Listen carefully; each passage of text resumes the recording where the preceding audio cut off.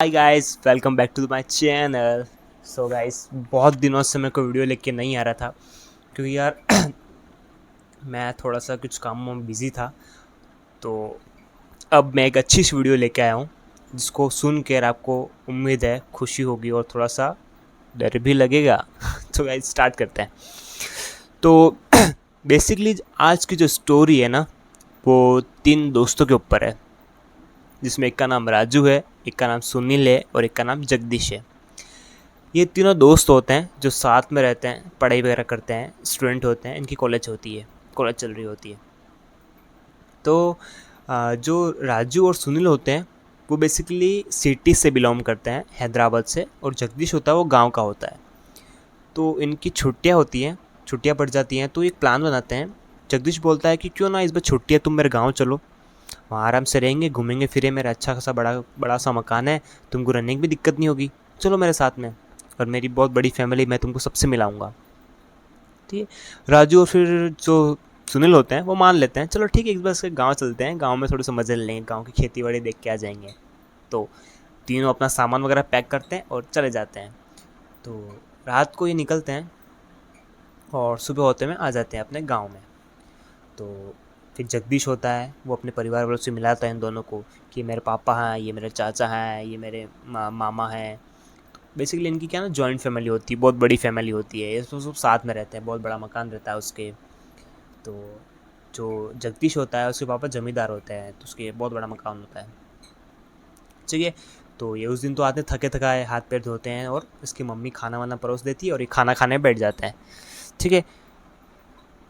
खाना खाते समय जो जगदीश की माँ है वो उन्हें कुछ बताती है। वो उन्हें बोलती है, बेटा तुम खाना वाना खा लो, अपने बैग वैग रख लो, पर गलती से भी ऊपर वाले रूम पे मत जाना। वो लोग शौक होते हैं कि हम तो आज ही हैं, आंटी तो अभी से ही इतना बोल रही है, उनके ऊपर वाले रूम में क्या खजाना है, हमको अभी से ही वो टोक टोक कर रहे हैं। वो जगदीश की तरफ देखते हैं, जगदीश भी बोलता है उन्हें कि हाँ दोस्तों, तुम ऊपर वाले रूम में मत जाना कभी भी। वो दोनों शौक होते हैं यार, ये दोनों माँ बेटे यार, अभी तो आए हमें, हम क्या ऐसा ऊपर वाले रूम में खजाना पड़ा है, वो बोलते नहीं जाएंगे। तो उसकी मम्मी बोलती है, बेटा ऊपर वाले रूम में ना सालों से ताला लगा हुआ है और उस रूम में कोई नहीं जाता, आज तक हम लोग भी नहीं गए उस रूम में, सालों से वो रूम बंद है, और हमारे पूर्वज भी बोलते थे इस रूम में कभी कोई जाना मत। ठीक है। तो तुम भी सोच लो बेटा, समझ लो, तुमको रहना है तो नीचे रहो, खेलो कूदो, बाहर जाओ, लेकिन ऊपर वाले रूम को भी खोलना मत, या फिर उसके आसपास भी गिर्द विर्द भी मत घूमना। ठीक है। फिर वो बोलते हैं ठीक है आंटी, ये नहीं जाएंगे बस। फिर वो खाना वाना खा लेते हैं, आराम से रेस्ट वेस्ट करते हैं और शाम को टहलने निकलते हैं। ठीक है। टहल के जब वो वापस आ रहे होते हैं तो फर्स्ट रूम की जो रूम उन्होंने बताया था उसकी माँ ने, उस रूम की खिड़की से ना राजू को कुछ दिखता है।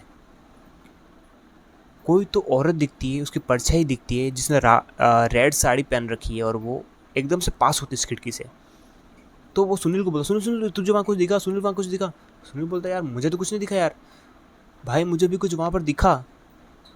वो बोलता है अरे यार वो बोलता है, सुनील बोलता है अरे वो रूम कब से बंद है यार, सालों से बंद है, अभी तो आंटी ने बोला था वहाँ पर देखना मत, वहाँ कुछ नहीं लिखा हुआ यार। राजू बोलता है यार पागल थोड़ी हूँ मैं, मेरे को किसी परछाई दिखी है, कोई रेड साड़ी में वहाँ से गुजरा है। जगदीश बोलता है चुप रहना यार, ये पागल सी बातें करता है, ये कहीं भी जाता है ऐसे ही करता है। वो उस बात को इग्नोर कर देते हैं और घर पे चले जाते हैं। जो जगदीश और राजू का जो रूम था ना, वो उस रूम के जस्ट नीचे की ओर ही था, उस रूम के जस्ट नीचे की ओर ही था। तो जब रात को वो सोते थे ना, तो उनको ऊपर की तरफ से ना बहुत सी अजीब सी आवाज़ आती थी। कभी किसी के रोने की आवाज़ आती, कभी कोई जोर जोर से चिल्ला रहा है, या किसी की ना कोई दीवार खुदेड़ता ना, खर खर खर खुदेड़ने की आवाज़ आती थी उनको बहुत सारी। तो वो बहुत सी बार रात को सोते हुए ना उनको नींद वगैरह नहीं आती थी, वो सुबह सुबह उठ के बोलते थे जगदीश को, जगदीश यार ऊपर से ना बहुत सी बार बहुत सी आवाज़ें आती हैं यार, ऊपर यार हम जहाँ रूम में सोते हैं ना नींद ही नहीं आती हमको यार। तो जगदीश बोलता है उनको, कोई नहीं राजू सुनील, तुमको ऐसा दिक्कत हो तुम मेरे साथ बाहर सो जाओ ना, बरामदे में सो जाएंगे सब साथ में, वो तो ना बाहर मच्छर वगैरह काट ले तुमको, मैं इसलिए ऊपर रूम पे सुलाता हूँ।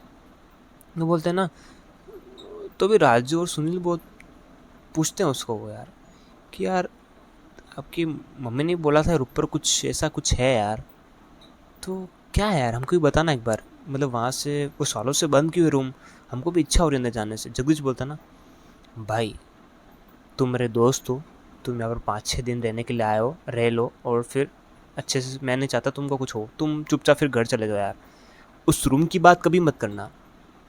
वो बोलते यार ऐसे रूम में क्या ही बात है यार, है तो एकदम से वो, तो उनको ना अंदर से इच्छा होती है इस रूम में क्या है जानने की। तो वो लोग ना एक प्लान बनाते हैं, राजू और सुनील एक प्लान बनाते हैं कि इस रूम में देखना तो पड़ेगा यार है क्या चीज़। तो रात को सबके सोने के बाद ना वो ऊपर जाते हैं रूम में। उस रूम में ना बहुत से जाले लगे हुए हैं, एक बड़ा सा ताला लगा हुआ है, उसके ऊपर बहुत से धागे वगैरह बांधे हुए हैं और कंकु लगा रखा है ना, कोई किसी ने विधि विधान से पूरा बंद कर रखा है वो रूम, ऐसा लगता है।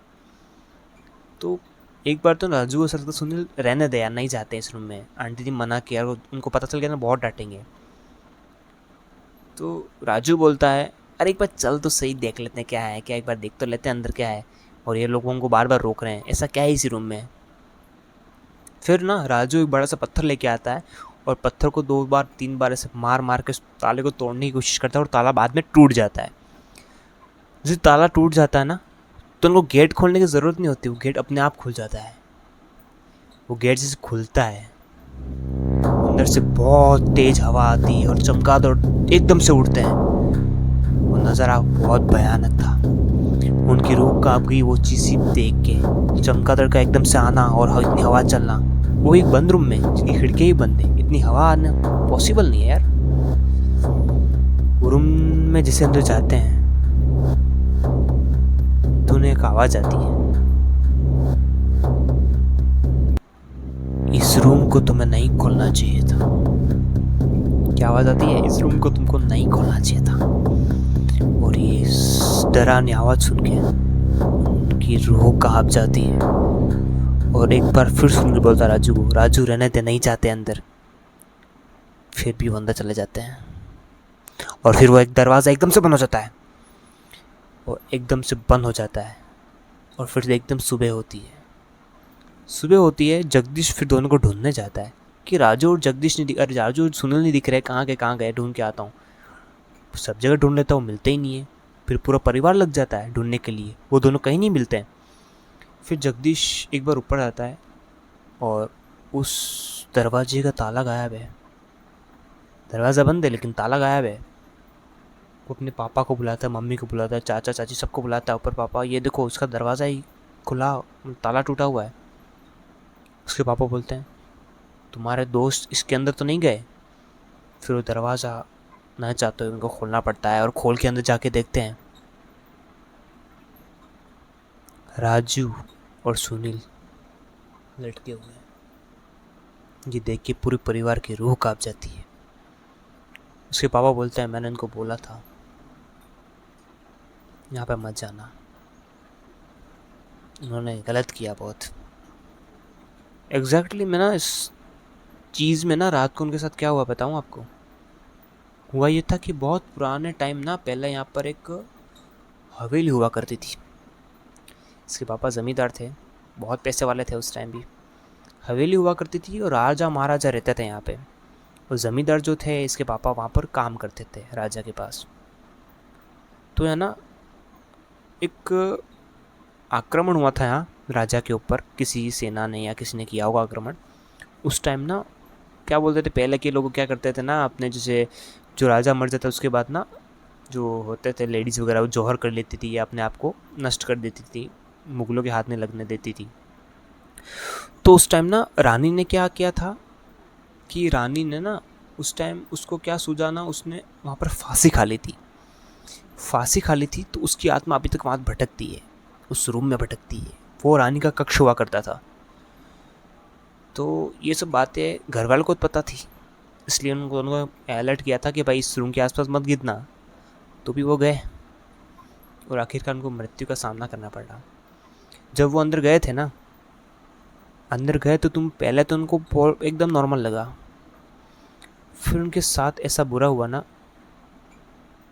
उनको एकदम से को खींच के ले गया, ऐसा हुआ उनके साथ में, चारों तरफ दौड़ा रहा रूम के, खींच के ले गया, और उनको एकदम से रानी की आवाज़ आनी चाहिए, तुम इस रूम को क्यों खोला, मैं तुम्हें नहीं छोड़ूंगी, तुम्हें नहीं छोड़ूंगी, ये मेरा कक्ष है, यहाँ तुम आने की कैसी हिम्मत की, ये वो बोल के उनके कान के पर्दे फट गए और उनको पता नहीं फिर बाद में रानी ने लटका दिया। बहुत बुरा हुआ उनके साथ में। बाद में फिर विधि विधान कर उस कक्ष को बंद किया गया। जगदीश को बहुत बुरा लगा इस चीज़ को देख के। इस स्टोरी से एक सीख मिलती है कि आपको अगर कुछ सावधान करें ना किस चीज़ के लिए, किस रूम में मत जाना या फिर इसके पास में मत जाना, तो आपको वो चीज़ मान लेनी चाहिए। और ज़्यादातर गांव में चीज़ें बहुत रहती हैं पुराने ज़माने में, और ये पहले एक हवेली हुआ करती थी, तो ये चीज़ें उन दोनों को समझनी चाहिए थी। लेकिन आजकल के युवा किसी की सुनते कहाँ हैं। सो गाइस, आपको ये वीडियो अच्छी लगी है ना, तो मेरे चैनल को सब्सक्राइब कर दो, लाइक कर दो, कमेंट कर दो, शेयर कर दो, अपने फ्रेंड के साथ शेयर कर देना। और इससे और बेटर स्टोरी लेके आऊँगा आगे वाली वीडियो में। सो आज के लिए इतना ही। Bye bye.